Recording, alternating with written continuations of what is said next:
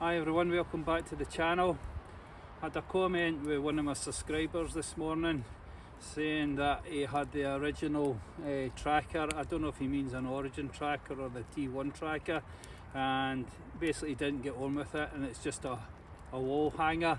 And I hear this quite a lot, and it's a shame because if you put the practice in and get seasoned with the knives work brilliantly for you. If you're having problems getting feathers done with the tracker, you know, a lot of people like this do it off to the side using a traditional method. Well, I don't really see the point if you've got a tracker knife, because the best way to do it is doing the draw method, where you draw the blade towards you, and all you do is sit it on here at an angle and pull up, and you'll pull the feather. So what I would suggest for you, if you're unaccustomed to using this method, is get something to stabilise your stick. Now, proper wood selection is advantageous in this, because if you don't have the right wood, basically it doesn't do the job, and you need it dead and preferably deciduous, okay, because that does the best burning and produces the best feathers. When using a typical bushcrafting knife like this Origin Bushcrafter here, what they would want you to do is, when it comes to doing feather sticks, what they'd like you to do is to cut along the apex of the ridge on the piece of wood, and I'll show you what I mean by that. So with a traditional feather stick method used with a traditional bushcrafting knife, when it comes to making feathers, what they're looking for you to do is the apex here is to shave right along the apex, and as it produces a new edge or a new apex, there'll be two then, one on this side and one on that side. They'd want you to shave along that and then shave along the other side, and as you keep producing these apexes, you would shave along each one, and this way you produce your feather stick. But when we use a tracker knife, what we want to use then is the radius of the wood, and I'll show you the difference. The difference between a bushcrafting knife or a traditional bushcraft knife to a tracker knife is, when it comes to doing feather sticks, with a tracker knife, what we're looking for then is the radius, this round circumference here, for taking off your feathers.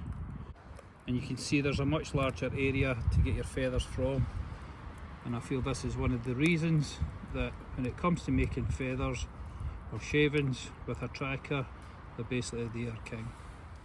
So all I do is stick it on here like this, place the blade on, and then draw it up like this.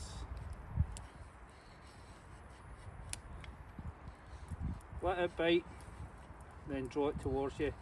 Bite, and then draw it towards you.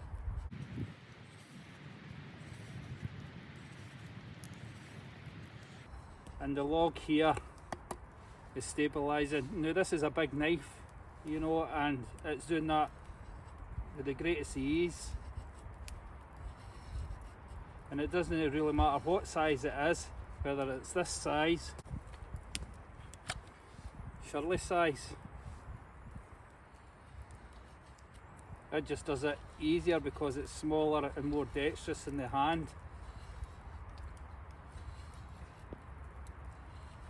Like that.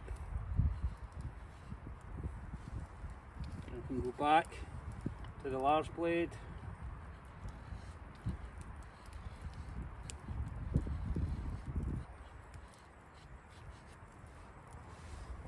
And there you go.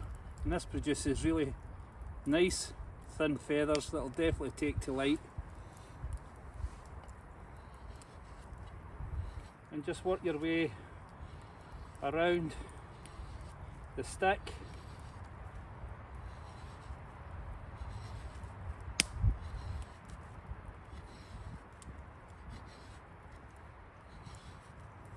Large knife, small knife.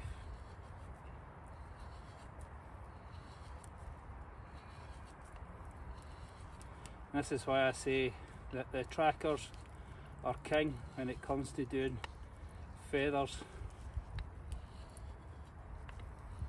Another thing is your wood selection. Depends where you are in the world. some of the wood is actually like balsa wood, and you'll produce feathers like that instantly without any effort, even if your blade's not sharp. You know, this is a piece of ash, relatively hard, and it's normally pine I use, but I find the deciduous produces the best feathers, and they'll definitely take to light no problem. So stabilise it on the log, and you'll find this will get you started before you get into more advanced feather techniques. And if you're like myself, you've always got big knives out, I actually feel that I'm cheating when I use the smaller knives. I've just got that used to using the STV tracker, and like the Woodsman, my front line, and this is the military tracker that Origin knives do, and it does it no problem.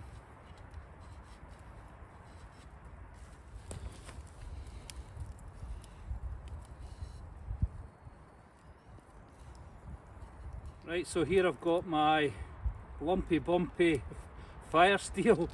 It's just covered in lumps and bumps now, just been using that much. So I'll just show you how easy it is to get these going, how thin they are.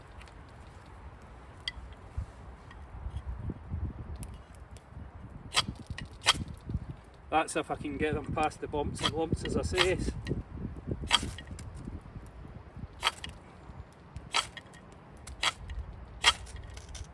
Nearly. Oh, yeah, there we go.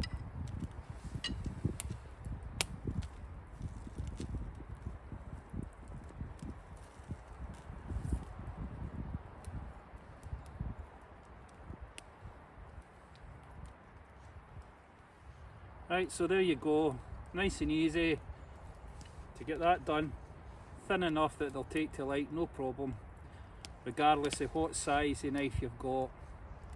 Just with a bit of practice, get the time in, get the reps in, and through time you'll get there. Just be patient. Rome wasn't built in a day. Okay, so hopefully that's helped you out, and I'll catch you in my next video. Cheers.